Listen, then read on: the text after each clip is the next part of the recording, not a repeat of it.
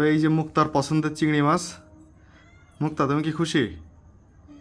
হ্যাঁ, এটার গায়ে এরকম স্যাঁতলা কেন? পরিষ্কার করে দিতে পারেনি? ওগুলো পরিষ্কার করতে হবে। দেখি কি বানানো যায় বলো তো। কি কি বানানো যায়? মালাই বানাবো?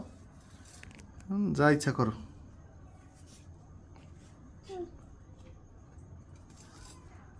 মাছগুলো ফ্রেশ আছে। ফ্রেশ যে কিন্তু এটা সমস্যা কি জানো? দেখো মাছটা কত বড়, খাইছে যাবা এইটু হয়ে যাবে। গলদা চিংড়ির সমস্যাতেই ওর মাথা খোসায় বেশি, মাছ কিন্তু বেশি থাকে না। আর বাগদা চিংড়ি দেখো, বাগদা চিংড়ি কিনলে মানে শর্টকাট খাওয়া যায়। হ্যাঁ, দেখো ময়লা কতখানি। যদি বাইরের কান্ট্রির মতো হতো সব পরিষ্কার করে দেবে তাহলে কত ভালো হতো। বাইরের কাঠি তো চিংড়ি মাছ তো পরিষ্কার হয়ে যায়।